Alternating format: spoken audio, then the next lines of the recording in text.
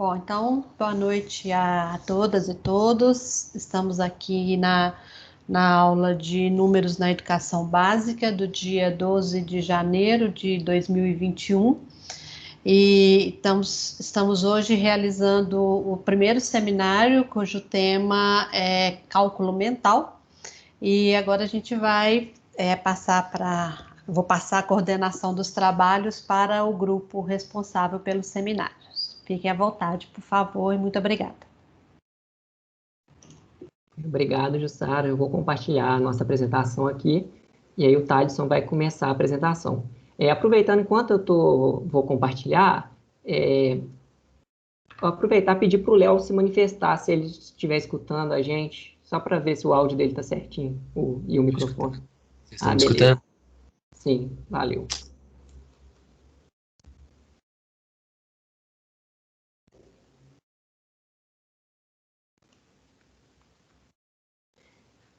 Vocês estão vendo a minha tela?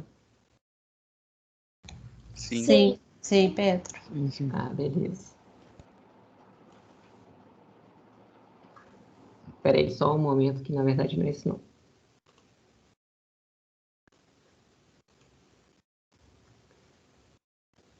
Bom, deixa eu só conferir aqui. Ok. Se tiver algum problema, né, eu só vejo a tela da apresentação. Então, se vocês tiverem algum problema, vocês me falam, por favor. Tem que avisar. E aí, Pedro, coloca no modo de apresentação, por favor. Aí eu coloquei, não está aparecendo para vocês, Ela está não? congelada no PowerPoint até agora. Você tem que selecionar a apresentação. Então, peraí. Pode ter compartilhado uma tela específica, em vez de compartilhar a tela toda. Ok. Ó, eu fui à direita aqui, né, ao lado de sair, compartilhar conteúdo.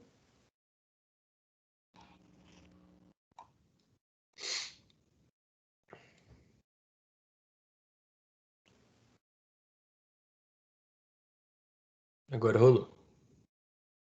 Beleza, então. Agora deu certo. Oi. Então tá. Bom, então, Thaleson, pode ficar à vontade para começar, por favor. Boa noite, gente. Primeiro, desculpa o atraso, eu estava na turma TZ, um pouco perdido aqui.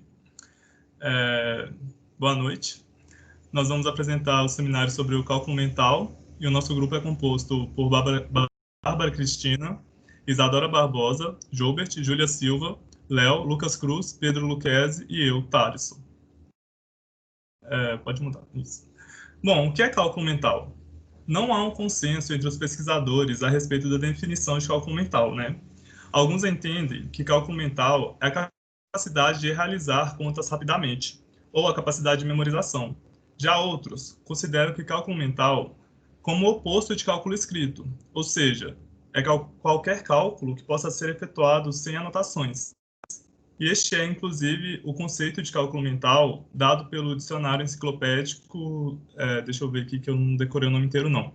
Luso Brasileiro VI, publicado em 91, como apontado por Carvalho em um artigo dela de 2011. E aí, nesse artigo, a Carvalho questiona: cálculo mental seria um cálculo feito de cabeça ou um cálculo feito com a cabeça? E, segundo as definições dadas por Parra em 1996 e por Bourdieu em 2007, o cálculo com a cabeça, que é o cálculo na cabeça, é um cálculo automático que realiza a operação utilizando os algoritmos usados no cálculo escrito. Já o cálculo de cabeça é um cálculo pensado ou refletido, que utiliza estratégias para ser efetuado. E essas estratégias, elas podem ser diversas, tá? Não é tipo algoritmo que é único, não. Pode ser de diversas formas. E a definição de cálculo mental para esses autores que eu falei agora é a seguinte: para Parra, cálculo mental seria o cálculo de cabeça, acrescido da possibilidade de usar anotações em registros intermediários, uma vez que o processo geral vai ser feito mentalmente. E Bourdieu concorda com Parra, mas não exclui os cálculos com a cabeça da definição de cálculo mental. Bom, e dando sequência ao artigo, as autoras, né, que é a Kelly Conte e a Laís Nunes, que estão na UFMG, né, a Kelly é professora da FAI e a Laís era aluna da licenciatura, pelo que a Jussara falou no Moodle, elas vão falar sobre vantagens do cálculo mental. Uma dessas vantagens seria a interação do cálculo mental com as outras modalidades de cálculo. Falando sobre essas modalidades, elas são o cálculo escrito, o cálculo mental, a estimativa e a calculadora. E se a gente pensar assim rapidamente, quando a gente está realizando um cálculo escrito, por exemplo, a gente realiza diversas operações elementares na cabeça. Então, isso daí é algo que essas modalidades elas interagem entre si. Apesar dessa interação, no texto há uma comparação do aprendizado dessas modalidades com uma mesa, de que deveria haver um equilíbrio nessa aprendizagem. Então, a gente deveria ter um equilíbrio entre o aprendizado de cálculo mental, do cálculo escrito, da estimativa e da calculadora. A gente vai fazer apesar de ter gostado muito do artigo, a gente vai fazer uma pequena crítica aqui, que a gente acha que não necessariamente um equilíbrio exato, assim, ele deve haver. Porque existem situações que podem pedir mais um tipo de cálculo do que o outro, existem pessoas que vão ter mais facilidade no aprendizado de uma modalidade do que da outra, e isso também, então, não haver esse equilíbrio, isso não é necessariamente ruim. Agora, como citado no artigo, no Brasil, há um grande predomínio do cálculo escrito e exato.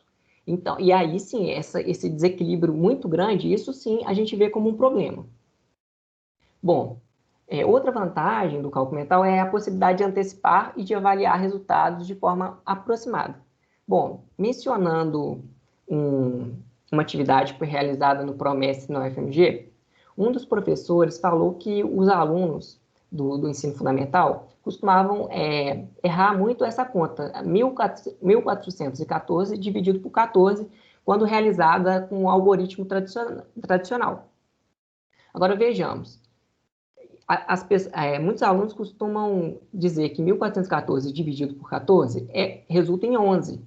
Só que veja a vantagem do cálculo mental. Se a pessoa for conferir o resultado, ela vai ver que 11 vezes 14 está muito longe do 1.414. Por exemplo, pode fazer 10 vezes 14, 140. Então, 11 vezes o 14 está muito mais próximo do 140 do que 1.414. Bom, isso é um exemplo de uma vantagem. Bom, também é comentado que o cálculo mental ele estimula a memória e o raciocínio. Isso não é muito desenvolvido no texto, mas é mencionado essa vantagem. Também fala-se sobre uma relação positiva entre cálculo mental e resolução de problemas. Veja bem, olha só, às vezes você tem um problema ali de combinatória, por exemplo, e aí você com cálculo mental, às vezes você rapidamente viu a quantidade máxima de casos possíveis. E aí, só que aí no cálculo que você está fazendo ali na mão, você vê que você vai dar um resultado talvez maior do que essa quantidade possível. Então, você já rapidamente reelabora o seu raciocínio.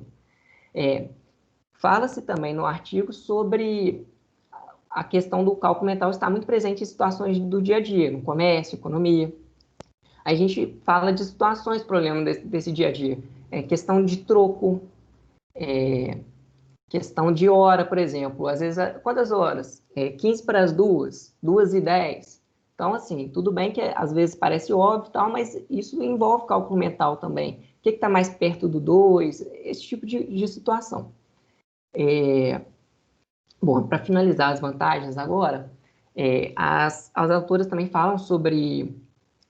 Elas fazem uma referência ao Jimenez, que ele diz que o cálculo mental ele desenvolve técnicas operatórias fundamentadas em propriedades matemáticas. Ele vê isso como uma das grandes vantagens do cálculo mental.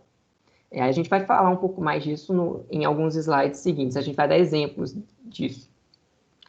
No ensino de jovens e adultos, pode ser que muitos desses jovens e adultos eles não ainda tenham uma familiaridade com os algoritmos convencionais. Mas existe uma possibilidade muito grande de que eles já tenham chegado com estratégias de cálculo mental por causa justamente das situações do dia a dia que eles vivenciam, que eles precisam de ter desenvolvido essas estratégias.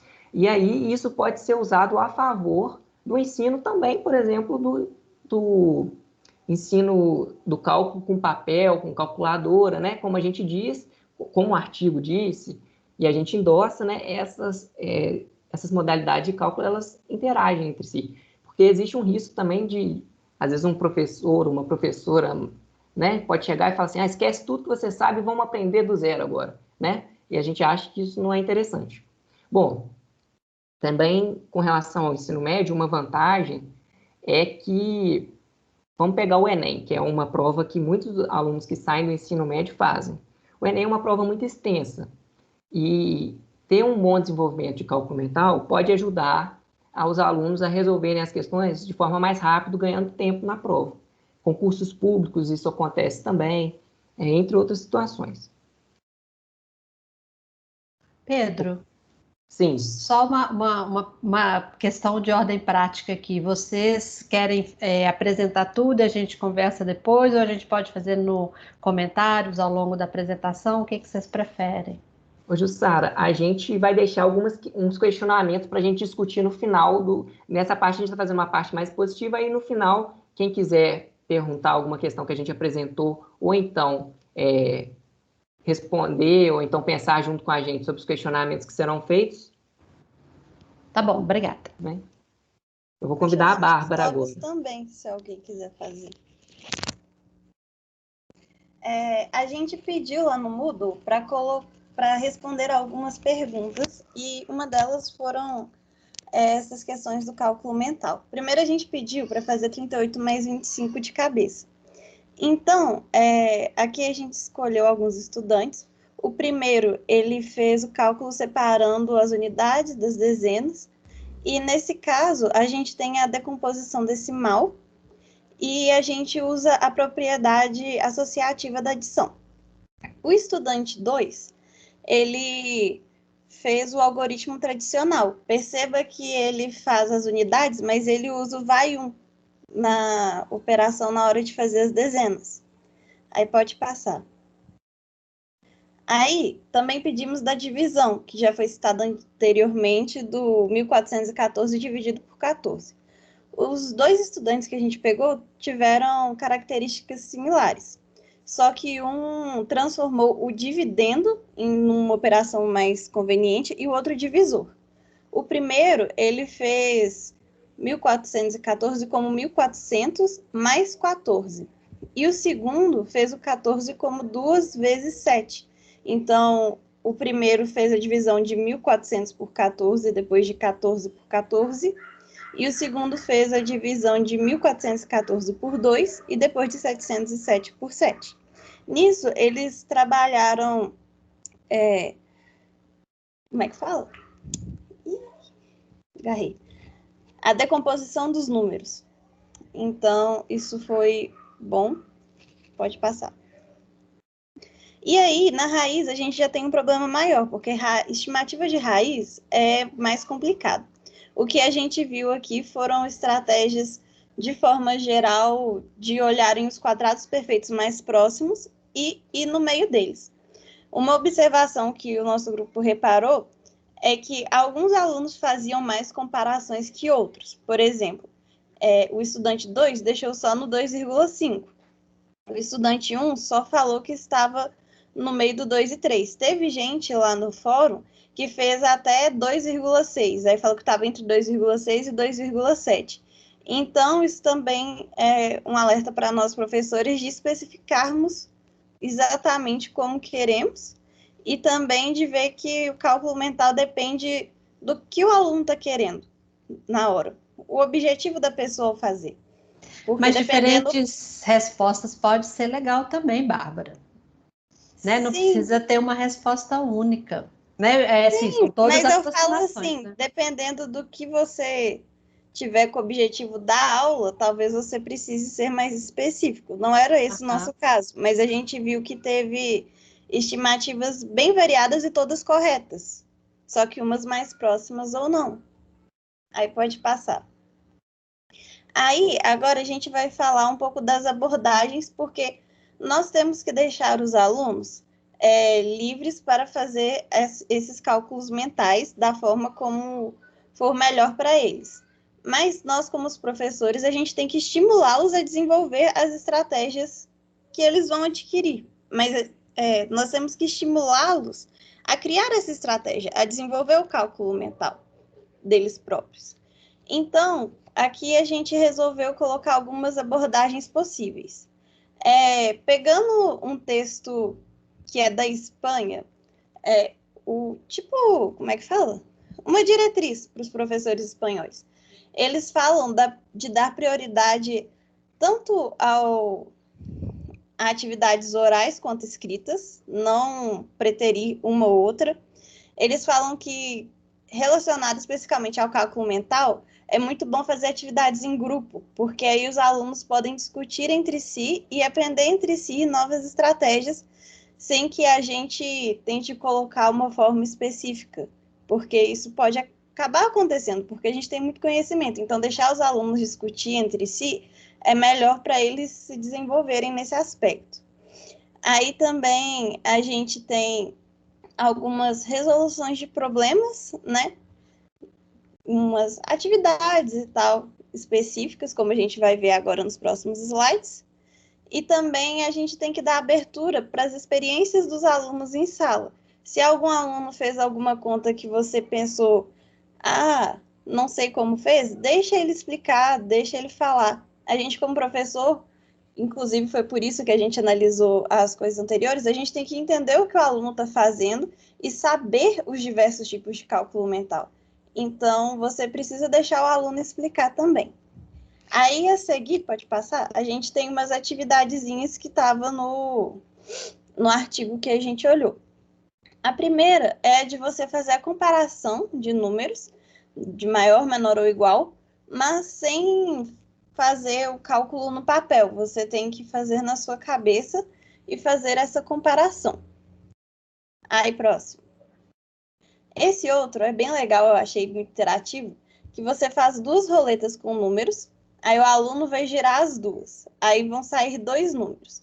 Aí você tem que falar para ele te falar, calma, ele tem que te falar entre quais números desses que você pôs vai estar o resultado, seja da soma, da subtração, da multiplicação.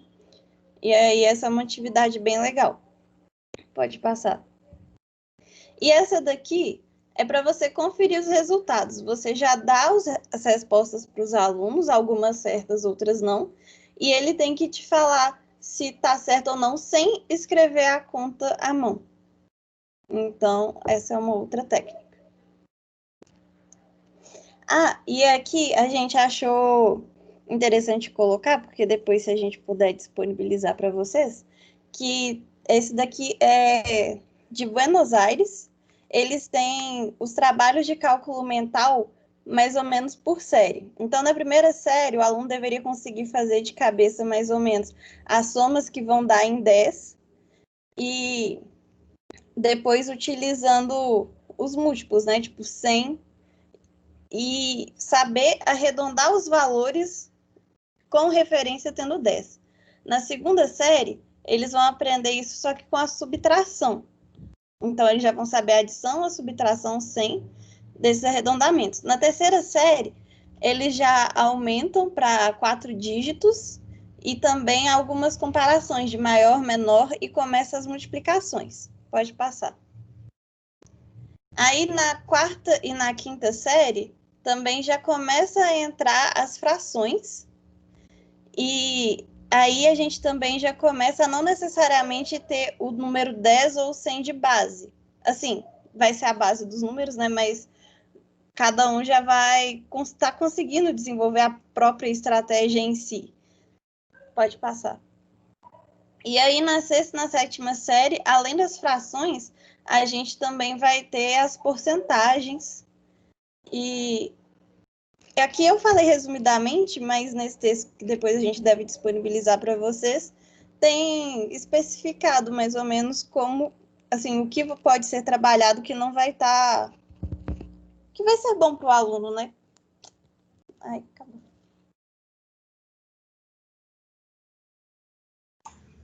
Bom, então agora a gente vai direcionar para a parte mais interativa.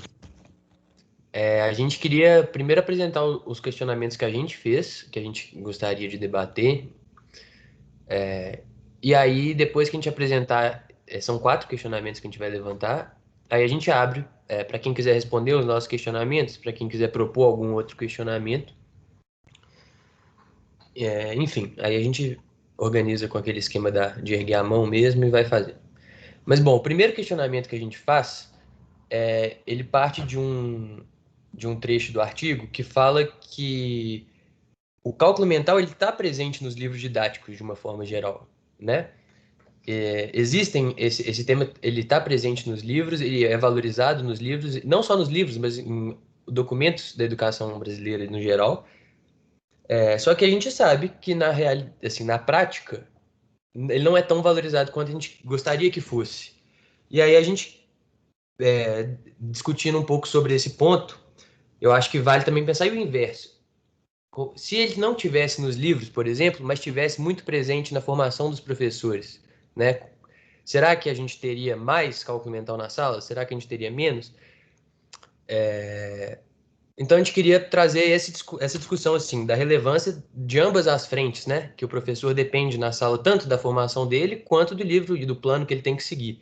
Então assim, debater um pouco sobre essa relevância dele estar presente nas duas frentes e qual que é a importância de cada uma delas e das duas em conjunto, claro. O segundo, a gente fez uma relação com Ferreira e Fonseca, né, sobre o conceito do numeramento, e a gente sabe que nesse conceito a ideia de numeramento passa muito pela relação que a gente consegue estabelecer entre a matemática e o cotidiano, né? Não só das verdades matemáticas, do que a gente aprende tirando do cotidiano, como também pegar o que a gente aprende em sala, no ambiente formal e conseguir aplicar isso à nossa realidade. E aí a gente queria saber a opinião mesmo. Essa eu acho que é mais uma coisa pessoal. Se a gente pode falar, né, baseado nesses exemplos que a gente apresentou de situações de cálculo mental no cotidiano, que trabalhar o cálculo mental é uma forma de valorizar os conhecimentos do cotidiano dos estudantes.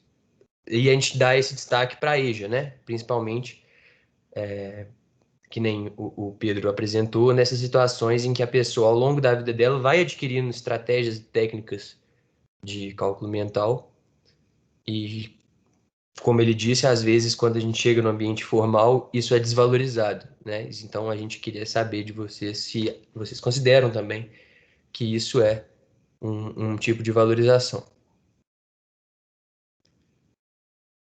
Bom, a terceira a gente foca especificamente no ensino médio, porque o artigo muitas vezes ele fala que apesar de estar presente nos documentos brasileiros, né? Ele dá o exemplo da BNCC. Mas o cálculo mental, a previsão de trabalhar com cálculo mental, ela não está presente nos ensinos finais, nos anos finais da escola, né? Uma coisa que se limita aos anos iniciais. E um exemplo que a gente deu da importância dele para o ensino médio é o Enem, né? Mas a gente sabe que não tem só o Enem.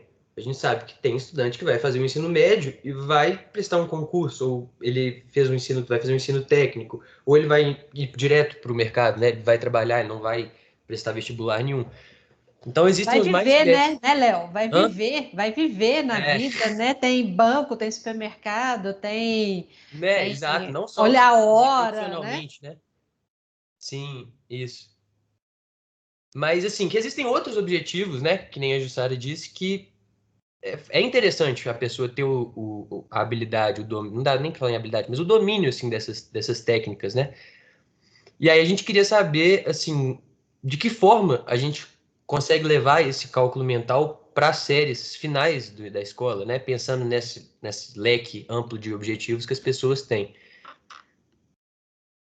E aí, o último, a gente pensa um pouco em avaliação, porque o cálculo mental, ele tem dificuldades maiores, né? Para a gente tentar avaliar no cotidiano da sala de aula, por vários motivos, né? O primeiro é por ser o que é, por ser mental, né? Então, assim, já começa, você tem que dar um jeito de entrar na cabeça do aluno ou estimular que ele registre isso de alguma forma, né?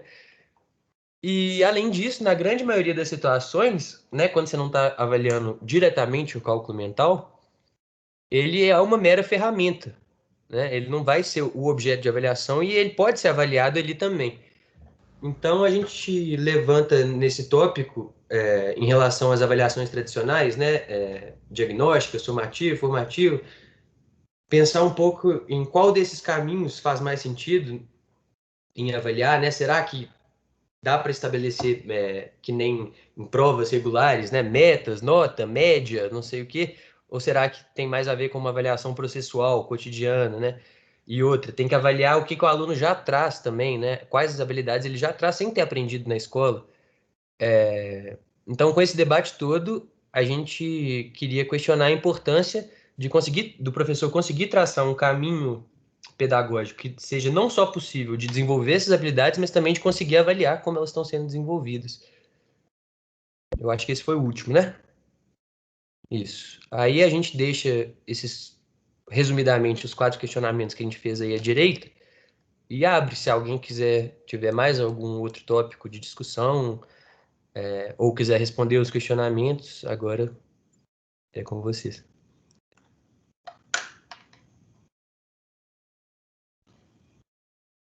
Eu vou só passar um slide e eu volto nesse aqui, só para deixar a bibliografia utilizada. Tá aqui, ó, Conte, Kelly Cristina, e Nunes, Laís Macedo, Cálculo Mental em Questão, Fundamentação Teórica e Reflexões. E Cecília Parra Sais, né, Didática de Matemática, Reflexões Psicopedagógicas. Vou voltar aqui. Esse da SAIS foi, inclusive, o citado no vídeo. Eu não sei se vocês viram o vídeo que a gente colocou no Moodle. Aí é esse livro que ela cita, que a gente foi ler e aí trazia as coisas lá que eu até trouxe, que era da Espanha, de Buenos Aires. Tinha mais atividades nele também. Foi uma leitura bem interessante, que eu realmente recomendo.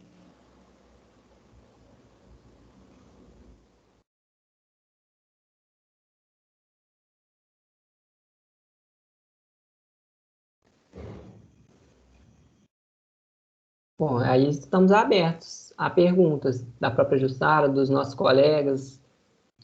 Sempre tem um momento de timidez, sabe? Aí, ó, pronto, o João já levantou a mão. Foi mais rápido do que eu imaginei. Gente, vocês estão me escutando? Sim. Sim. Eu queria falar sobre a primeira pergunta, porque eu trabalhei numa época, inclusive trabalhei com a Laís, e ela me passou um material sobre cálculo mental, quando eu trabalhei num cursinho pré-vestibular. E eu vi que nesse cursinho, os alunos que estavam indo para o Enem, eles pouco sabiam, nada sabiam sobre cálculo mental. E aí, muito que a gente fazia com eles é tentar criar, pelo menos assim, no pouco tempo que a gente tinha, né? Porque era monitor, eu era monitor, não era professor, tentar criar neles algumas dessas técnicas ou algum pensamento com que eles pudessem simplificar a vida deles. E aí a gente falava muito sobre a aproximação, que eles podiam aproximar os resultados e etc. E então o que acontece? Essa questão da relevância nos livros didáticos, na formação didática dos professores, ela é tipo serviço para ontem, sabe? Não é nem para hoje, é para ontem. Porque os alunos estão chegando no final do ensino médio sem ter uma bagagem de coisas que facilitariam muito a entrada deles para uma universidade, ou até mesmo, igual a professora falou, para a vida deles. Então, aquela questão do troco lá eu achei muito interessante, porque muita gente fala que nem saber o troco no cotidiano sabe conferir se o troco está certo ou não está.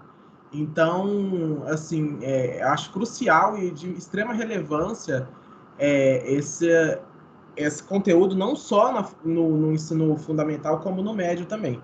Porque os alunos realmente chegam no final do ensino médio sem nenhum tipo de habilidade.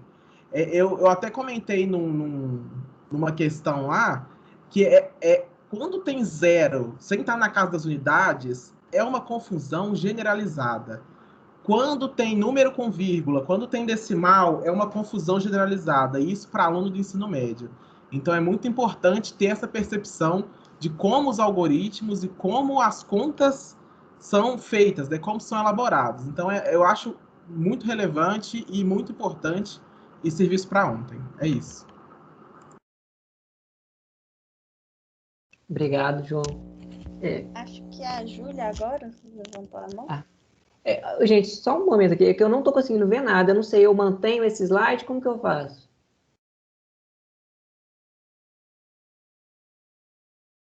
Maldade, né, Pedro? Você- Entra aí, entra aí. Manda pra gente o slide Nossa, no chat, porque a gente vai precisar dele para pensar. Mas você volta aqui pra gente.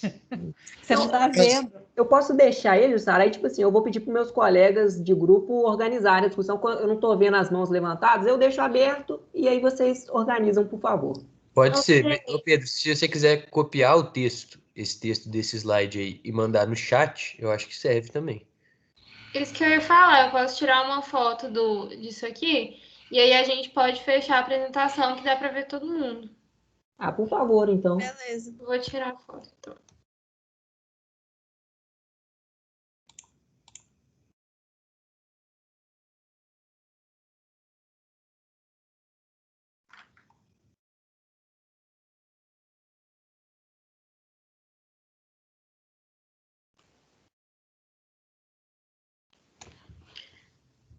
Chegou aí no chat? Chegou. Sim. Beleza, então. Então, pode a outra Júlia. Esqueci. Júlia Ferreira. Oi, gente, boa noite. Então, eu queria comentar um pouco mais sobre isso que o João falou, né? Sobre a questão do cálculo mental e tudo mais. Porque eu fiz parte do PIBID e no PIBID eu trabalhei, fiz monitoria numa escola. E nessa escola a gente trabalhava com 2 turmas, uma do 6º ano e uma do 9º ano. E aí, assim, nessa turma do 9º ano, os alunos eles só faziam cálculo com calculadora, assim, durante a aula. Era raramente, às vezes, que eles faziam um cálculo, mesmo que fosse escrito no papel, fosse alguma coisa pensada, sabe? Era uma coisa, assim, super mecânica que eles faziam. E eles não sabiam fazer conta básica de cabeça, tipo 9 vezes 9, 4 vezes 4, tabuada simples, sabe? Enquanto que o 6º ano, ele estava sendo acompanhado por essa professora que a gente estava trabalhando com ela, e ela começou a fazer um trabalho diferente com eles, diferente do que as outras professoras de matemática que davam aula lá faziam, e ela fazia cartãozinho assim, igual no vídeo, no 2º vídeo que o primeiro grupo postou. Que eles tinham lá contas para poder fazer multiplicação, fazer soma, subtração. E ela também fazia a utilização dos cubos, do material dourado, sabe? E aí, assim, a diferença de aprendizado e de cálculo mental e de tudo que os alunos do 6º ano faziam para que os alunos do 9º ano faziam era muito grande. E, assim, parecia que eles estavam, tipo, no mesmo patamar de aprendizado pelo fato da professora estar usando novas técnicas com os alunos do 6º ano, enquanto que o ensino dos alunos do 9º ano era uma coisa engessada que existia ali na escola há muito tempo e que o treinamento deles era basicamente para poder fazer a prova Brasil.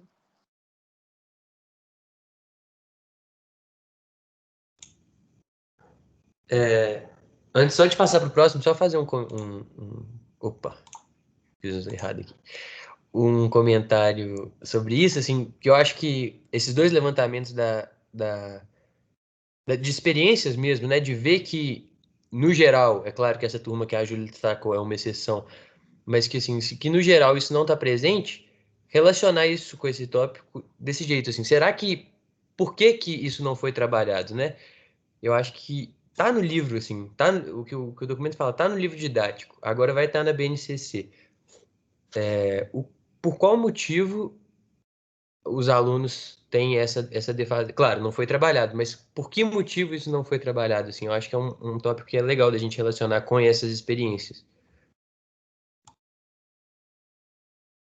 Pode ir, Jussara. Obrigada.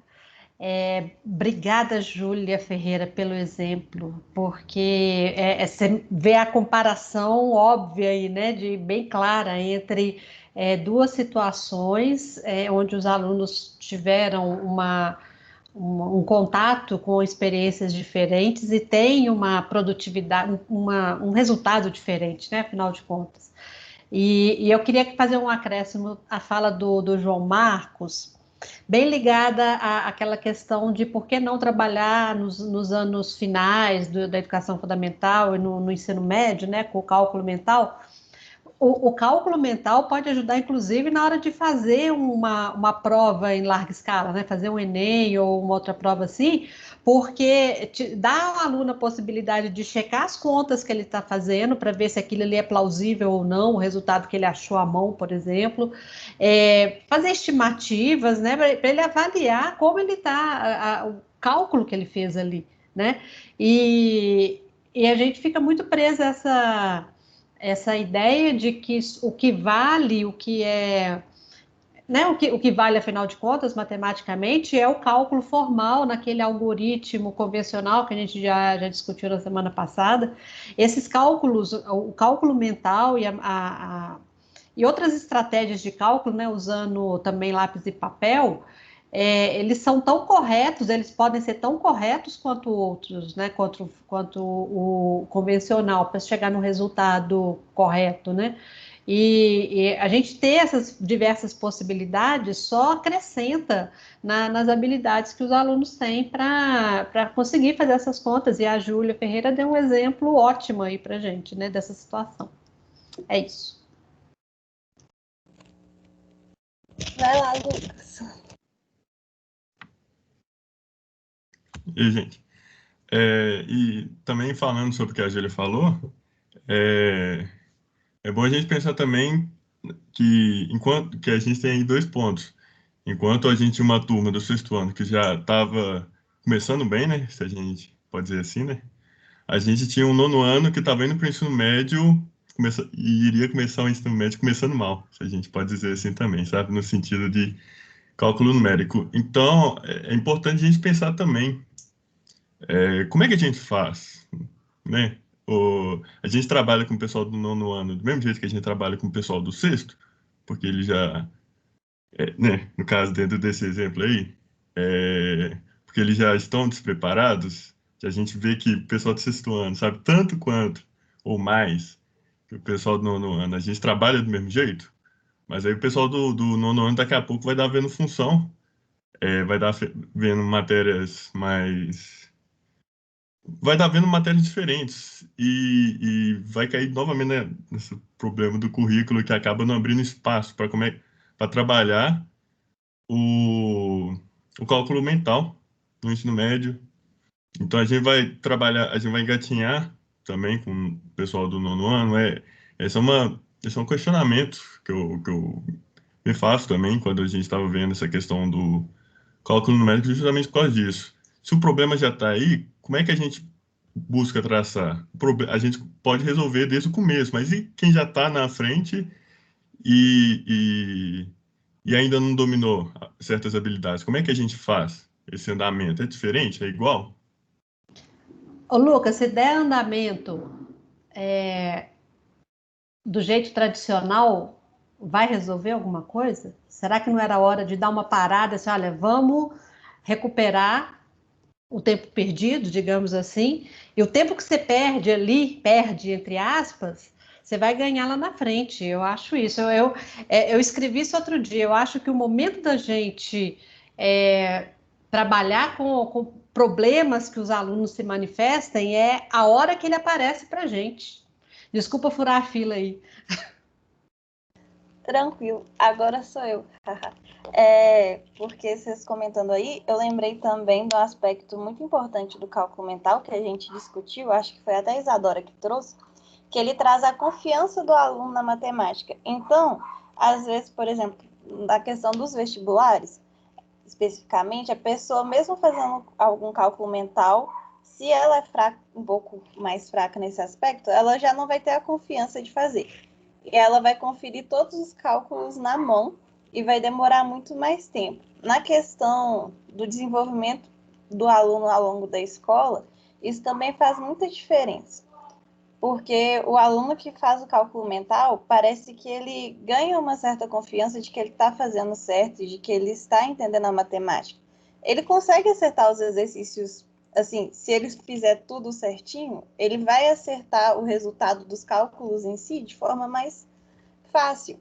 E isso a gente vê essa falta de confiança até no que a Júlia falou anteriormente. Os alunos pegavam a calculadora para fazer cálculos até simples, porque eles não têm a confiança deles na matemática. Isso é uma coisa que eu acho muito importante, porque os alunos já tendem a não gostar de matemática. E aí, você não trabalhando isso, você ainda tira a confiança dele, vai fazer ele gostar menos ainda e ter diversos problemas futuros. Então, o cálculo mental pode ajudar nesse aspecto emocional também. Aí, a próxima é Isadora.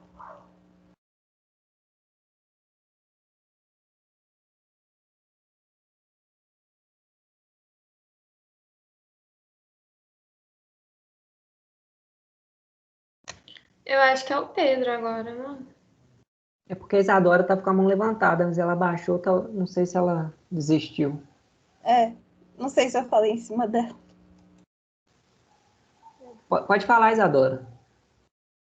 Vocês estão me ouvindo? Agora tô. Não, eu só queria falar nesse ponto que a Bárbara falou mesmo, porque eu tenho amigos que até hoje, né, tipo, estão em curso de humanos, aí, tipo, às vezes a gente, sei lá, tem que fazer uma continha pra, sei lá, dividir conta, aí deu R$60, aí pra dividir pra 4 pessoas, aí a gente já fala de cara que é 15, aí minha amiga de humanos já fica impressionada com uma coisa dessa, sendo que, tipo assim, é uma conta teoricamente básica, sabe? Eu acho que vai bem nessa linha que a Bárbara disse, tipo, ela não gosta de matemática, então até uma conta básica dessas, ela acha que ela vai ter dificuldade, tipo, ela nem tenta fazer. E justamente acho que talvez seja porque na nossa vivência toda com matemática, a gente nunca foi incentivada a fazer continha mental. Eu mesmo tenho dificuldade de fazer conta mental, eu não fui incentivada a fazer, a maioria não faz mentalmente. E eu vejo que alguns outros amigos, tipo, que tem essa parte mais desenvolvida, são, tipo, bem mais confiantes, né, nessa questão de matemática e tal. Então, realmente, tipo, esse aspecto emocional, acho que é um aspecto até que não é muito debatido, mas que faz muito sentido, porque quando a pessoa consegue fazer conta rápido de cabeça, todo mundo acha que ela é boa em matemática, tipo, aumenta a autoestima dela, ela já fica mais confiante na matéria. Então, acho que são vários pontos, assim, bem interessantes de serem trabalhados, porque eu acho que eu gostaria de ter, assim, aprendido algumas técnicas de cálculo mental na escola, ter praticado isso um pouco mais, além da tabuada que a gente praticamente decora, né? Então, eu achei muito legal toda essa discussão e acho que esse ponto emocional é realmente um ponto muito bom a ser considerado. É isso. Uma coisa vai alimentando a outra, né, Isadora? Exatamente. Vai despertando interesse das pessoas, eu acho.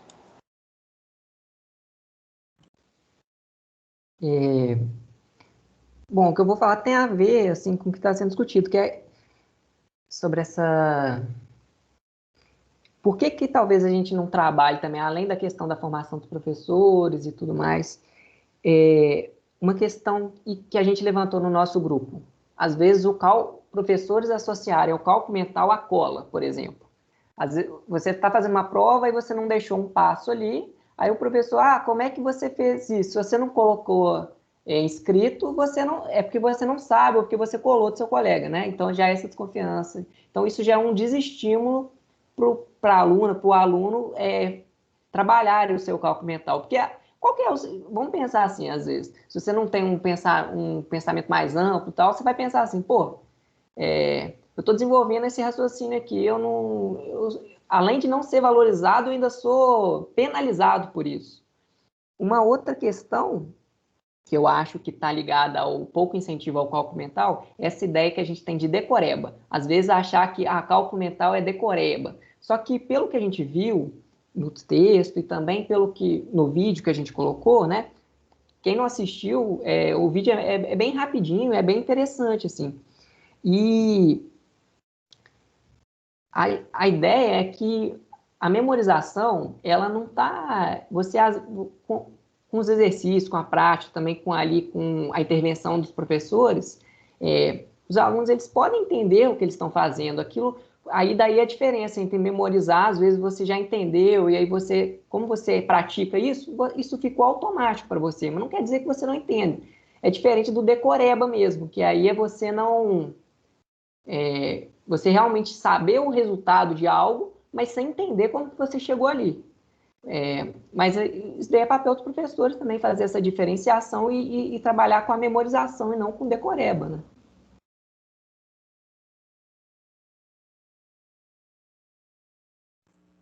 Júlia? Eu queria só falar em relação ao que a Jussara apontou quando o Lucas falou, né? Porque a gente trabalhou na escola juntos, né?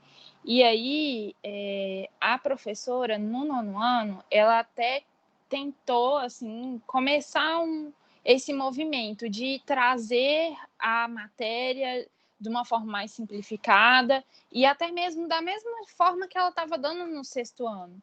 Tanto que as atividades de cartela de multiplicação que ela dava para os alunos do 6º ano, ela levava para os alunos do 9º ano, e a gente via, era muito nítido essa dificuldade que eles tinham, porque a gente fez a mesma atividade com 2 turmas bem assim distantes, se a gente for considerar,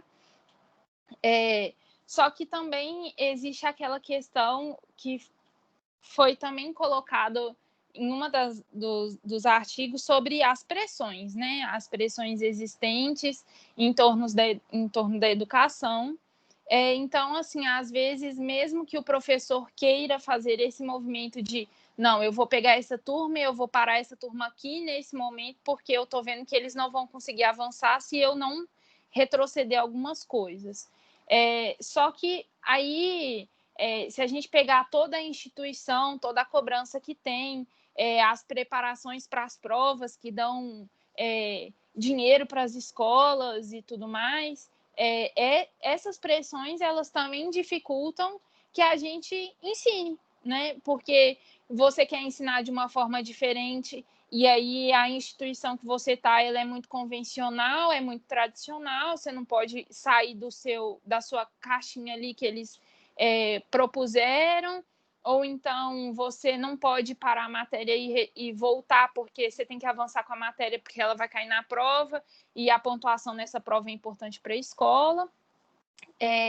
E falando sobre o 4º questionamento de vocês, né? Eu acho assim que eu assisti os vídeos, tanto o vídeo que vocês propuseram, assisti os vídeos também do primeiro grupo que apresentou às 5 horas, e lá eles têm um vídeo da professora explicando como é que ela faz, estimula o cálculo mental nas aulas dela, e assim, eu achei fantástico, adoro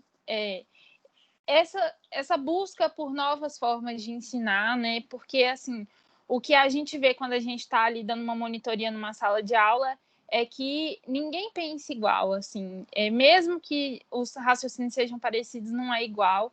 Então, a gente tem que sempre procurar fazer esses estímulos, e igual a Bárbara falou sobre a cartilha lá, acho que de Buenos Aires, Barcelona, que quando você vai fazer um exercício de cálculo mental, você tem que colocar os alunos juntos, e isso é ótimo, sabe? Porque aí esse movimento de entender e compreender e aprender, ele vai ser entre os próprios alunos, sabe? O professor, ele, óbvio que ele tem o papel de ensinar, mas ele também tem o papel de aprender, e os próprios alunos conseguem se ensinar também, sabe? É isso.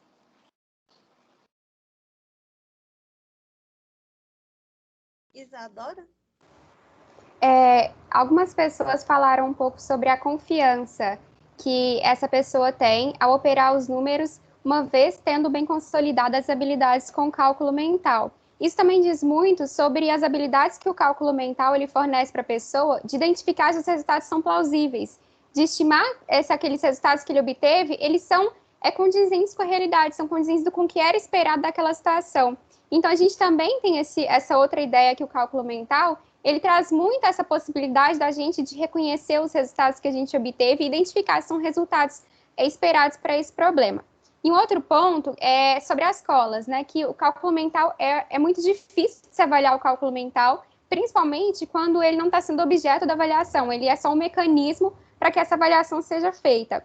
Então, um ponto importante é que o professor ele se distancie um pouco dessa ideia de cola, que ele reconheça esse trabalho do aluno com cálculo mental e, de repente, incentive esse aluno a registrar esses resultados em prova, a registrar esse raciocínio dele, que também é muito importante para a própria transição, né, entre as estratégias que o aluno tem mentalmente com as estratégias para, de fato, entender o que está acontecendo ali. Em outro ponto que vocês falaram sobre as avaliações externas, né? A gente tem o ano, a Prova Brasil, que muitas vezes não contempla essas habilidades do aluno com o cálculo mental, são provas predominantemente de múltipla escolha. E eu acredito também que os descritores, inclusive, não contemplem, não esperam que o aluno ele tenha desenvolvido aí a habilidade, porque é muito difícil avaliar em uma prova de múltipla escolha. Mas aí, eu acho que a ideia que traz no artigo sobre a formação inicial e continuada do professor é que o trabalho com cálculo mental é um movimento permanente de conscientização desse professor. Porque o cálculo mental, a habilidade do aluno, ele não vai ser cobrado, não diretamente, e não de forma que talvez os algoritmos convencionais não sejam capazes de satisfazer as questões da prova. Então, seria um trabalho muito de conscientização, para entender a importância, entender também como o cálculo mental pode ser ferramenta. Uma ferramenta para o aluno ele entender, ele significar o sistema numérico, significar a ideia de valor posicional dos algarismos, e com isso também ter um desempenho interessante na matemática. Então, também é um movimento de conscientização, esse trabalho do professor com cálculo mental e na formação do professor, para que ele traga esse tema para a sala de aula e que seja um tema bem direcionado, bem trabalhado e consistente.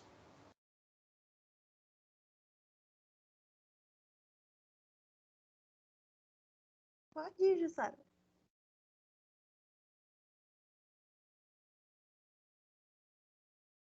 Microfone desligado, Jussara. Por isso estamos discutindo isso aqui, né, Isadora? É um processo de conscientização de nós, professores. Eu, inclusive, estou me sentindo contemplada aqui, quando o Pedro fala assim, na hora de corrigir uma prova, né, como que a gente considera o fato de um aluno fazer cálculo mental e não deixar registrado, né, isso tudo faz parte das questões que a gente tem que se colocar como professor nessa trajetória de formação continuada, né? Mas esses problemas que alguns de vocês estão apontando aí também foram pontos discutidos no seminário das 5 horas, porque a situação do professor é bem complexa, né? A gente tem todas as questões trabalhistas, né, de salário, condições de trabalho, salas de aula lotada, o professor que tem que ter várias jornadas de trabalho, fica sobrecarregado, etc. E tem as questões assim, da sua formação contínua, da busca por conhecimento, por novas estratégias, por se formar, por discussões teóricas, etc. Então, se realmente a posição do professor é extremamente complexa, mas ela não é assim, o fim, né? Senão nós não estaríamos aqui. Eu sou uma entusiasta com relação à formação de professores, adoro essa conversa que está rolando aqui, porque eu acho que, por mais complexa que seja essa situação, existem brechas no sistema educacional, né?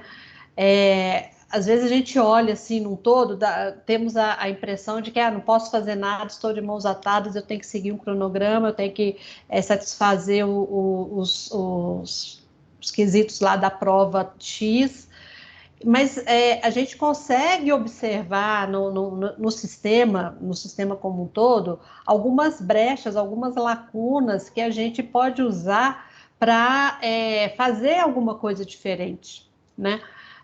Por exemplo, o cálculo mental pode ser uma boa estratégia para você sair bem no Enem, numa prova de larga escala.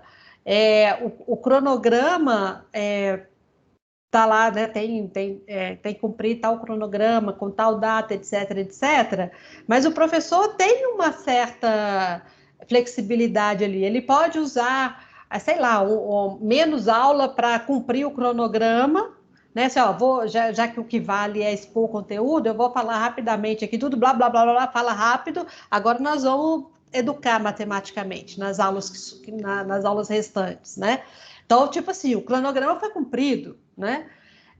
Porque é enganoso a gente pensar que o professor declamar todo o conteúdo, né, cumprir o cronograma, ele está cumprindo o principal objetivo da educação, que é fazer acontecer a aprendizagem dos estudantes.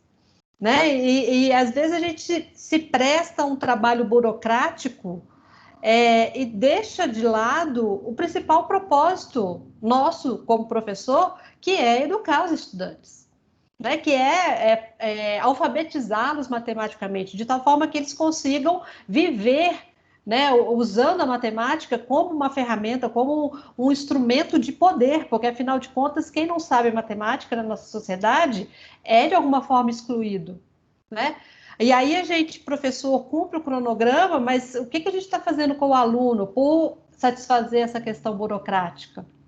Né? Então, eu acho que a gente deve aproveitar as lacunas que existem, as brechas que existem nesse sistema, que muitas vezes é cruel, eu concordo com vocês, para fazer valer o nosso papel de professores. E, assim, as brechas, assim, a gente olhar para essa realidade, para cada realidade, e procurar por elas. Eu faço isso constantemente no meu contexto de trabalho. Procurar as brechas para falar da educação matemática.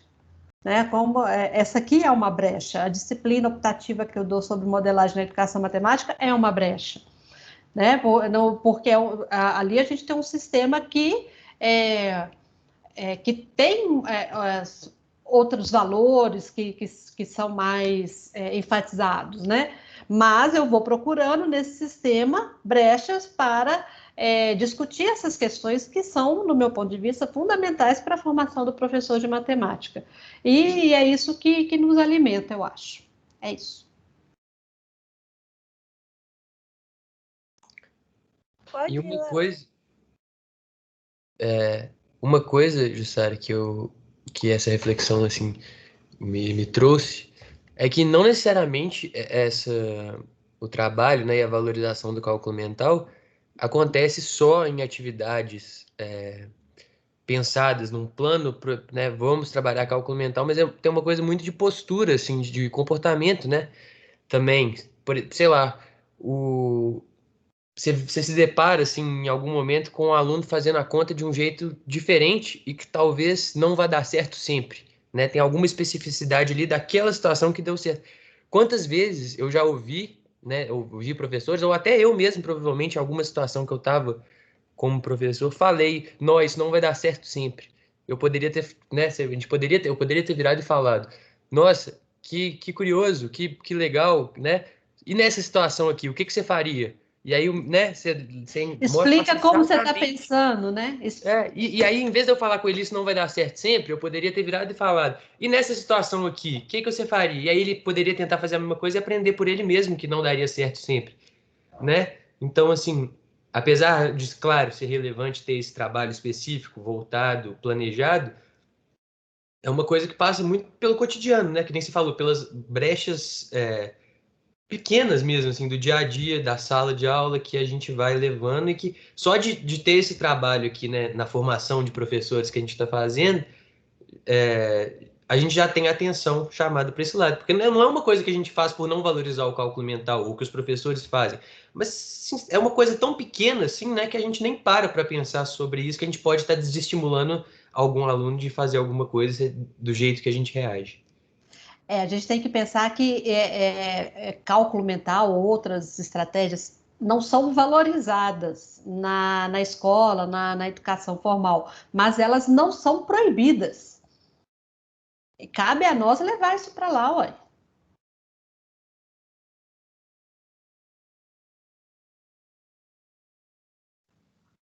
É um pouco também sobre a postura, né? Essas brechas, a gente toma a postura de trabalhar de formas diferentes do que sair da caixinha, né? Esse famoso jargão, né? Do sair da caixinha é tomar uma postura E a postura não é somente algumas atitudes pontuais, a postura é agir assim, naturalmente, né? A gente naturalizar nosso comportamento para isso. Inclusive, pensando no segundo questionamento que a gente propõe para todos, a gente pensar como é que a nossa postura enquanto professores que ensinam matemática, né? Professores que tentam educar na matemática, como é que a gente valoriza as práticas do aluno de forma, através da postura, como é que, através dos comentários que nem o Léo comentou, não vai dar certo sempre. Como é que eu repenso isso não vai dar certo sempre? Como é que eu valorizo a prática? Ah, mas o tio do meu avô faz dessa forma. Por que que eu vou menosprezar a prática que o aluno traz, em vez de tentar entender e trabalhar em cima dessa prática que o aluno propõe, porque é a que ele tem contato, é aquela que ele vai melhor se identificar a priori. Serve talvez como porta, ou serve talvez como a própria ponte para o modo como ele vai trabalhar, né?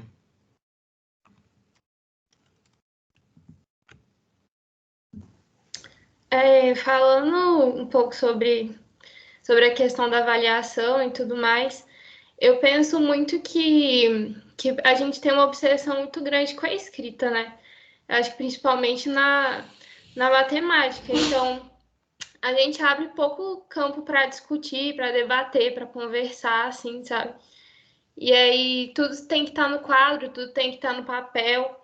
E aí eu fico pensando também sobre as questões levantadas sobre o EJA, porque às vezes você tem uma pessoa que aprendeu, que às vezes nem sabe escrever, aprendeu o cálculo de forma com os parentes, de forma mental, e aí essa pessoa não tem o amparo da escrita, né? Ela tem o amparo da oralidade, que é uma modalidade de transmissão de conhecimento também, que é muito pouco privilegiada na nossa sociedade, né? Por essa obsessão que a gente tem por registrar tudo, eu acho. Você falando disso, eu lembrei da minha bisavó. Ela era viva, ela era analfabeta, mas ela sabia comprar as coisas sozinha, ela sabia pegar ônibus, pelo simples fato que ela sabia as cores, como que era o papel e tal. E ela fazia tudo sozinha. Pode ir, Sara. Na fala da Júlia Santiago, né, sobre a ênfase dada à escrita, eu me lembrei deste livro aqui, As Tecnologias, eu vou botar referência para vocês depois, As Tecnologias da Inteligência, de Pierre Levy. É um livro de filosofia de tecnologias, né? E ele fala que ele discute 3 mídias na construção do conhecimento: a oralidade, a escrita e a informática. Então, ele considera a oralidade, a fala, como um tipo de mídia, né? E aí ele faz toda uma discussão sobre como se dá a construção do conhecimento a partir de cada uma dessas mídias, né? A oralidade, por exemplo, ela acontece por meio do contar histórias, vai passando conhecimento de uma geração para outra, então é um conhecimento meio circular, né, que vai e volta, e etc. A escrita, ela já tem um modelo mais linear, que você começa e vai, né, linearmente construindo conhecimento de forma linear ali. E aí ele tem umas discussões super bacanas do tipo, quando nos primeiros escritos, né, no livros, etc., sempre era cheio de comentários, ou seja, uma mídia não elimina a outra, né? E depois, com a informática, veio o modelo pontual, o hipertexto, em que o conhecimento é mais dinâmico e mais com muitos recursos, imagens, som, texto, etc. Mas assim, a oralidade nunca se perde, a escrita nunca se perde. Uma mídia só vai se incorporando à outra e ajudando a constituí-la. Então, a discussão que ele faz é muito bacana. E acontece isso mesmo, Júlia, uma supervalorização da escrita, né? Mas a gente vê com a informática hoje o quanto que essa escrita está mudando.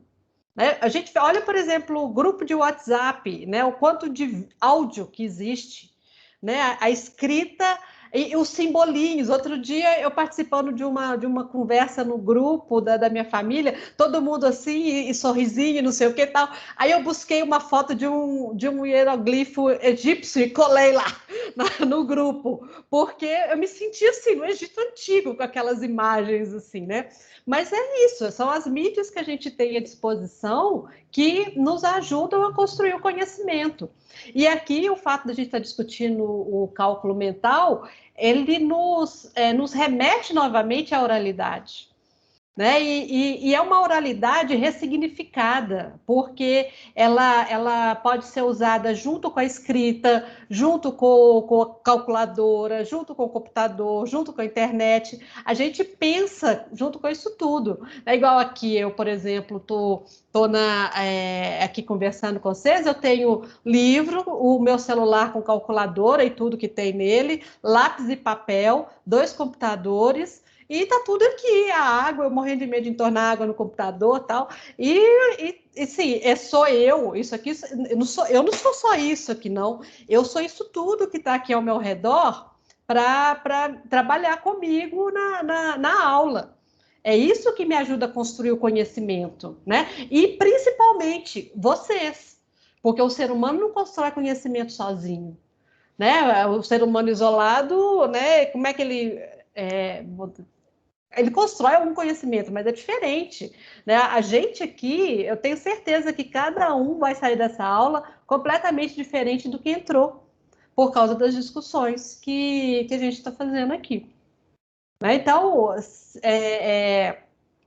aí eu me lembro do livro Informática e Educação Matemática, do Marcelo Borba e Miriam Penteado. Ele fala que a construção do conhecimento é feita por um coletivo de seres humanos e mídias. É isso tudo junto que constrói o conhecimento. Não é um ser humano sozinho, não são 2 seres humanos conversando, não é um ser humano com calculadora sozinho, mas é isso tudo aqui que constrói o conhecimento. Depois eu ponho a referência para vocês lá no grupo, tá? É isso.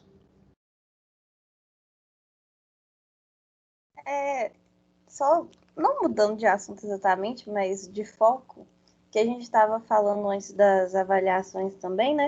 E aí, eu, lembrando dos meus estudos de psicologia que eu estou fazendo esse semestre, e a gente tem os métodos de ensino, né? Que eles podem seguir a linha, por exemplo, do behaviorismo, e também tem o interacionismo. E aí eu percebi que no cálculo mental, a gente estimula muito o desenvolvimento pela forma interacionista. E por isso eu acho que a gente vê uma dificuldade de avaliar, porque as nossas avaliações, no sentido de notas, são behavioristas. Mas, pensando simplesmente no que é o behaviorismo, que é o reforço através de estímulos, né? Talvez esses estímulos não precisem ser necessariamente notas. Possa ser, não sei, fazer uma competiçãozinha de cálculos mental e dar um chocolate no final. Pode ser coisas diferentes que estimulem os alunos, sem ser necessariamente através de notas, mas se precisar usar o behaviorismo, nesse aspecto também.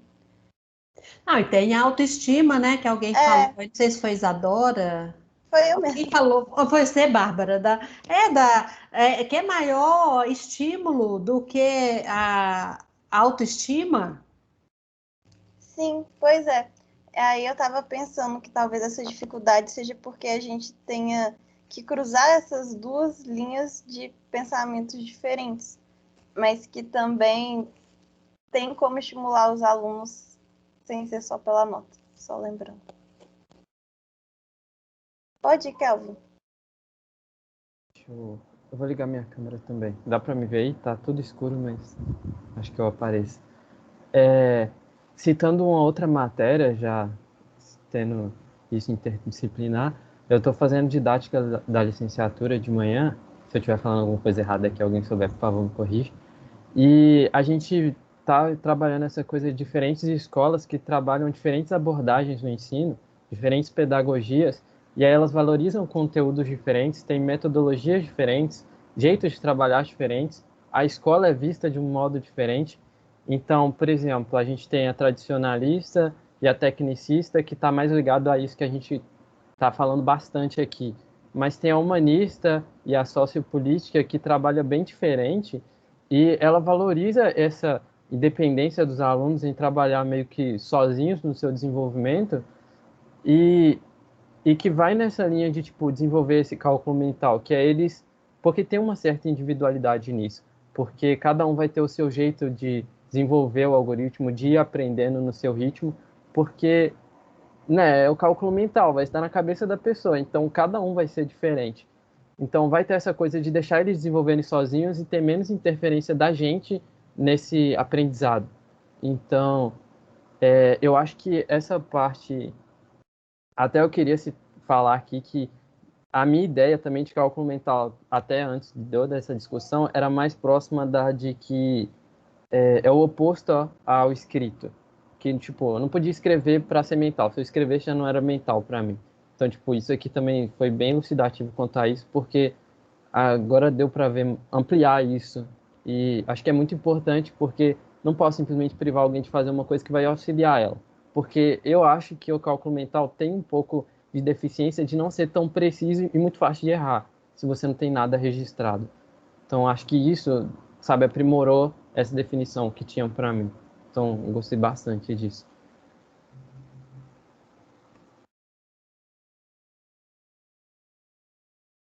Pode ir, Jussara. Acho que vocês vão se divertir bastante quando chegarem a Vygotsky, lá na psicologia, Bárbara, e que é um pouco o histórico cultural, viu, Kelvin, na didática.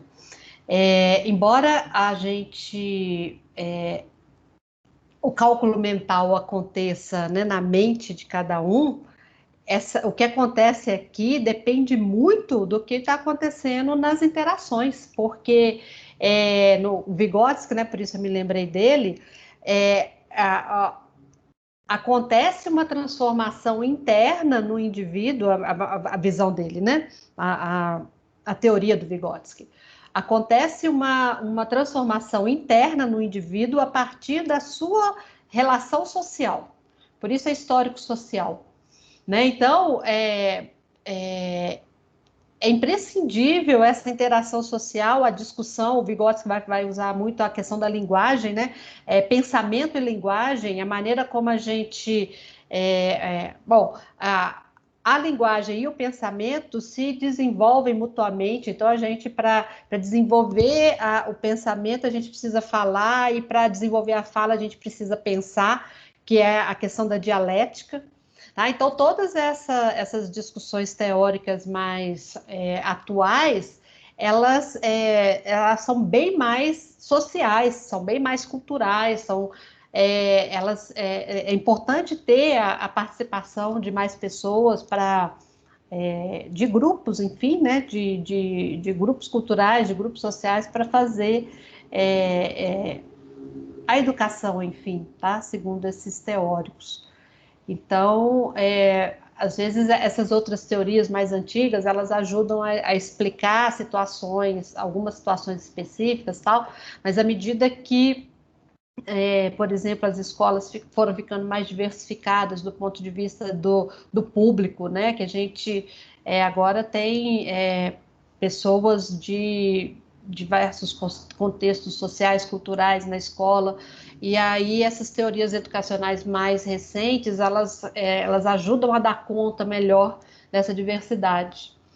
Então, as antigas davam conta de um certo contexto, dão conta de entender situações particulares hoje em dia, mas a onda atual é mais essa histórico-cultural, política, e aí vocês estão, acho que vocês estão no início do semestre lá na FAI, né? Então daqui a pouco as coisas vão ficar mais divertidas, aguardem.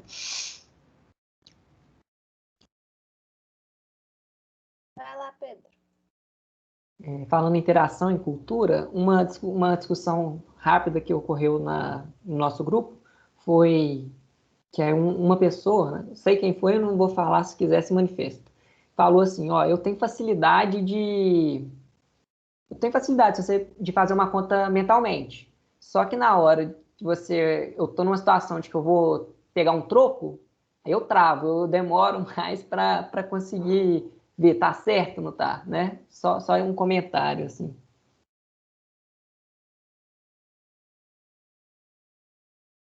Pode ir, Rafael. Voltando um pouco no que a Bárbara falou, né? A Jussara mostrou um contraponto do behaviorismo, né? Que é as ideias de Vygotsky, e eu não sei se a Bárbara já passou por essa parte lá na psicologia, que é sobre o Piaget também, né? Sobre o construtivismo. Porque você falou de procurar estímulos, né, para os alunos além da nota, e o Piaget ele fala isso, né? Que o papel do professor é causar desequilíbrios nos alunos. Porque uma vez que eu lanço um desafio, o aluno se sente, assim, ele tem um sentimento de estranhamento. Então, ele tenta construir o conhecimento dele a partir disso, o que é uma prática interessante também, né? Principalmente para o lado do cálculo mental.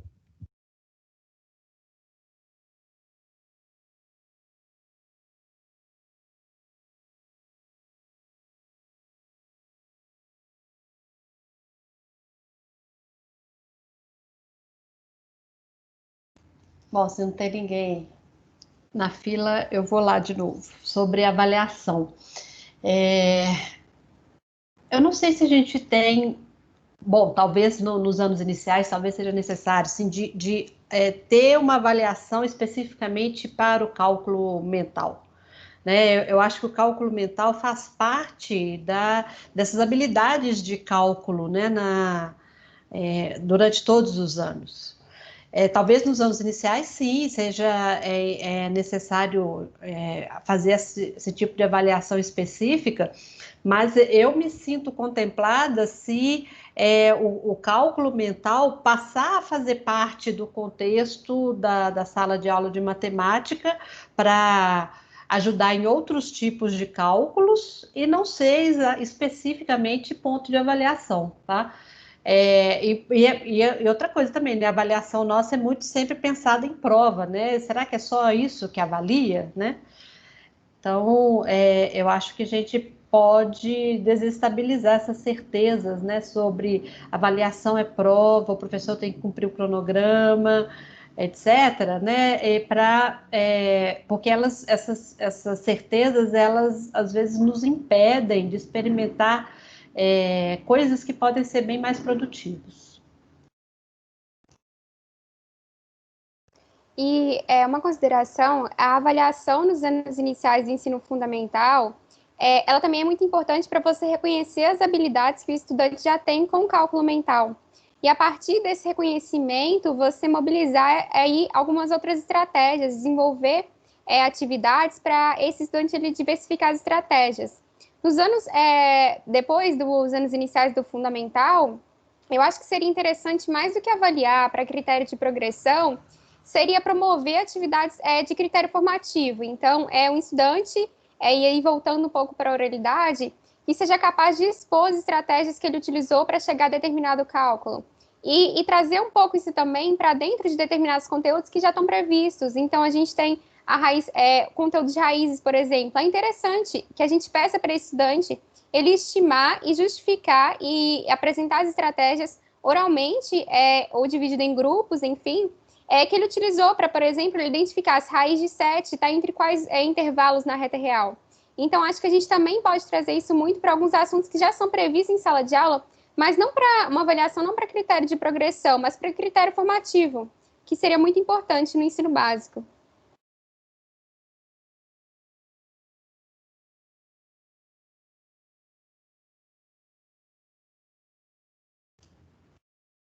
Nós contemplamos todas as questões, grupo?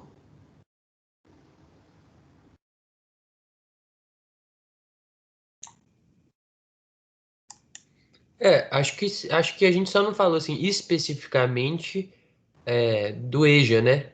que a gente tinha trazido, a gente falou muito de contextualização de matemática no cotidiano e tal, mas a gente não falou especificamente do EJA, mas eu acho que sim, né, que a gente passou por todas.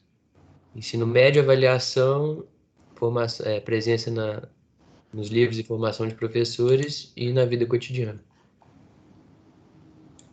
No EJA eu acho que tem que os alunos já chegam com muitas estratégias de cálculo, né? Eu imagino, eu nunca trabalhei com EJA diretamente, mas eu imagino que eles tragam do seu cotidiano, do trabalho e mesmo da formação, né? Se eles já passaram pela escola, né? Eles já trazem algumas técnicas, algumas estratégias de cálculo.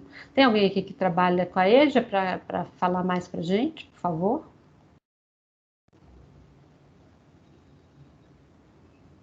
Não, né? Eu já tive uma experiência, mas assim, foi muito breve, mas que era voltada para fazer as provas de conclusão de ensino fundamental e médio, assim. Mas eu não tive experiência suficiente para assim, falar com tanta propriedade de cálculo mental. Mas o que chama a atenção eu tive um aluno que, inclusive, ele não fez nessa turma. Eu trabalho num cursinho popular que é ali no São Lucas, na Zona Leste, especificamente no parque da comunidade, chama Vila Aparecida. E aí a gente fez, nos últimos 3 anos, um pré-vestibular. E esse aluno, ele entrou, né, já no pré-vestibular com a intenção de concluir, fazer as provas de conclusão. Aí depois, ano passado, a gente ia começar o EJA especificamente para essas outras provas, só que a pandemia interrompeu nossos trabalhos, né? Mas eu tive contato com esse aluno, assim, que fez parte das turmas, inclusive concluiu o ensino. E eu ficava impressionado com o quanto que ele era bom em matemática. Sem saber que era bom, ele falava que complicava a cabeça dele, que não sei o quê. Mas, assim, ele me ensinava tanto sobre coisas, como você pode resolver problemas, né? Os meninos que estavam lá saindo do ensino médio sabiam como resolver, sabiam a fórmula, a forma de bolo, a receita de bolo e tal, para resolver aquilo ali. Ele não sabia, e aí ele fazia as questões assim, e não consigo pôr no papel, mas eu sei que deu tanto. E é exatamente isso, assim. Outra coisa que me chamou a atenção ontem, uma coincidência sobre esse negócio de conta de cabeça, que é um artista de BH, pôs no Twitter, assim, eu não sei se alguém chegou a ver, isso gerou uma polêmica. Ele tweetou uma foto de uma escada, assim, em uma casa, e falou como que um cara que não chegou nem no fundamental, no 6º ano, na 5ª série, consegue projetar um negócio desse. Aí eu fui ler os comentários, o tanto de gente falando que tem parente que trabalha em construção civil e que não conhecem pessoas que fazem contas mais rápido que eles. E não usam papel, né? Não usam nada, assim, para comprar material, para saber quanto que vai precisar, tudo isso. E talvez se você der para fazer uma divisão no papel, não sei como que vai funcionar. Então são essas duas coisas. Vocês já viram falar do livro Na Vida 10, na Escola 0? Conta histórias desse tipo aí, de meninos que vendiam balas em semáforo em Recife e na escola eles se davam mal. E aí os pesquisadores fizeram, a pesquisa era mais ou menos assim, a mesma conta que eles faziam vendendo bala no sinal, eles levavam a conta com lápis e papel para a escola, com aquelas mesmas crianças, e lá eles não conseguiam fazer a conta, o registro. E aí eles fazem toda a discussão teórica, né, em cima dessa situação, né, que é muito isso que a gente está falando aqui, né? Igual esse exemplo que você deu, Léo, do seu aluno, eu acho que seria super rico você colocá-lo em discussão com o restante da turma para ele mostrar como que eu estou pensando, como que eu fiz para fazer essa conta e comparar com a maneira como os outros colegas estavam fazendo, resolvendo o mesmo problema. E é isso que é fazer matemática. Olha, eu estou pensando assim, fulano está pensando assado, o outro pensa de outro jeito, e estão todos ali raciocinando matematicamente, comparando métodos, e decidindo, olha, o método X, ele pode falhar aqui, mas ele é muito eficiente nessa outra situação, sabe? Fazer esse tipo de discussão, isso é fazer matemática, e não decorar receita de bolo, igual você falou aí. Mas ele era muito tímido, ele tinha essa questão de sabe, ele não se valorizava como... Que nem aquela história que a gente falou da supervalorização do acadêmico. Mas ele realmente não achava que aquilo ali era propriamente matemática. Sei lá, eu não sei porquê, mas era coisa do tipo assim, que eu lembro. É histórico, né? Mas as coisas que ele fazia eram tipo assim, resolver equação de primeiro grau de cabeça, sabe? Assim, ele não escrevia a equação, nem sabia o que era uma equação, falava que não entendia nada dessas letras no meio do número, ele falava assim. Mas ele sabia que, ó, tanto mais tanto era 3x, ele ia ter que tirar do total, dividir por 3 e ele achava o resultado. E aí ele ficava sem graça até de falar que conseguiu fazer muitas vezes. Mas a história dele é muito legal. Ele conseguiu formar no ensino médio, no fundamental e no médio. Acho que ele fez uma prova só. Acho que tem como, se você tiver a nota acima de tanto, você já forma nos dois de uma vez, se eu não me engano.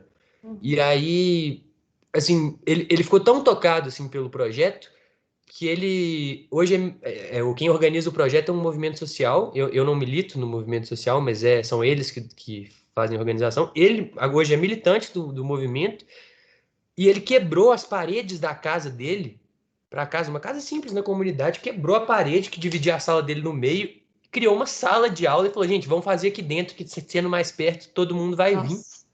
Entendeu? E aí, não suficiente com isso, ele já formado, não suficiente com isso, ele mobilizou a comunidade, mobilizou o bairro, tem um espaço da prefeitura lá que tem 2 salas de aula, que hoje serve como ponto de descanso para os catadores que ficam lá, e estava sendo administrada a sala de aula, estava numa administração, assim, pelo que eu entendi, duvidosa, eu não sei exatamente o que é.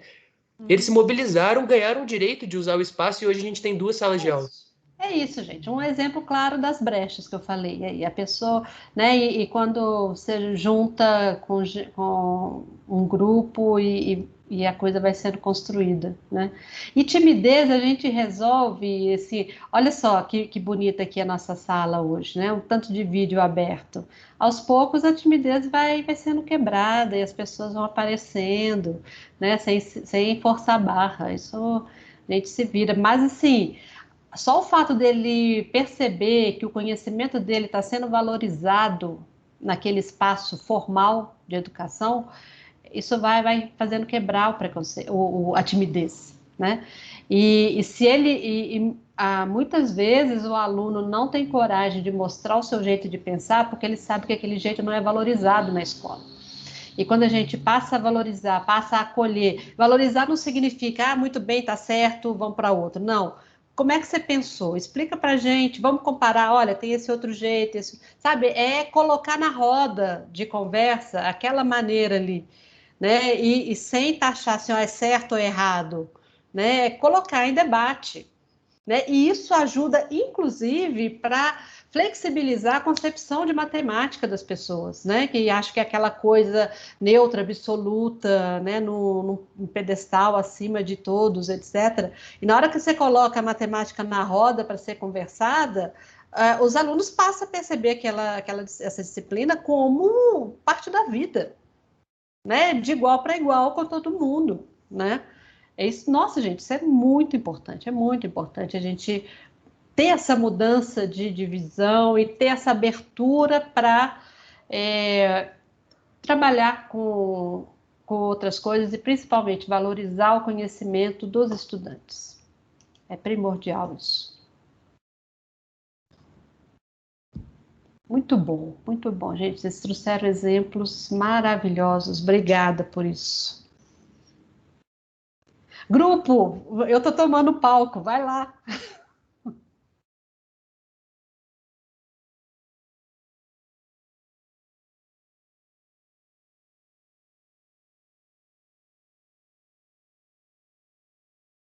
Que eu acho que as discussões que a gente queria colocar, a gente conseguiu debater bem, né?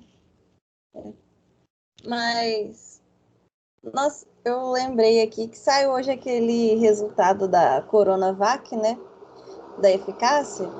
Aí Nossa, aqui em casa tava o caos, a gente tentando entender o que esse cara falava. De 78%, de 22%, de 50%, o que era cada coisa. Aí eu acho que, às vezes, a gente... Não sei, a matemática e o próprio cálculo mental tá bem mais próximo do que... a gente percebe, né? Igual falou lá das horas e tal. Enfim, eu custei para entender e eu só fui entender com um videozinho de uma cientista explicando. Então, eu acho que até hoje, assim... Igual a gente falou aquela hora da mesa, eu mesmo falei que eu tenho muitas falhas nessa questão do cálculo mental, que para mim, assim, muitas vezes eu faço cálculo mental, assim, as contas menores, mas de forma geral eu faço o algoritmo na cabeça. Eu não acho que isso tenha me prejudicado tanto, porque, né, estou aqui, eu fui fazer matemática, eu gosto muito, mas até a gente mesmo que, sei lá, tá formando e tal, a gente tem dificuldade às vezes. É importante também saber disso e entender isso de uma forma boa, né? E aí entender a dificuldade com isso, entender também a dificuldade do aluno nesse aspecto. Eu acho que uma das coisas, inclusive, que mais me ajudou assim, no ensino superior foram as dificuldades que eu tive. Porque, assim, não que eu tenha gostado, eu detestei, mas antes, na escola, eu ficava assim, gente, como que meu colega não consegue fazer essa conta? O que que tá sentindo? E aí, tipo, agora eu sei e eu posso refletir sobre as minhas dificuldades para poder ensinar também.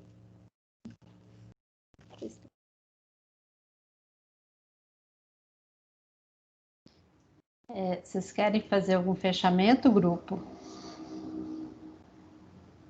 Já está dando nossa hora aí.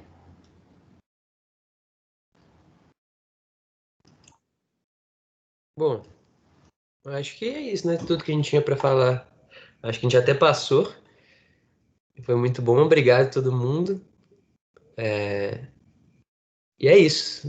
Estamos ansiosos pelos próximos seminários. Obrigado demais.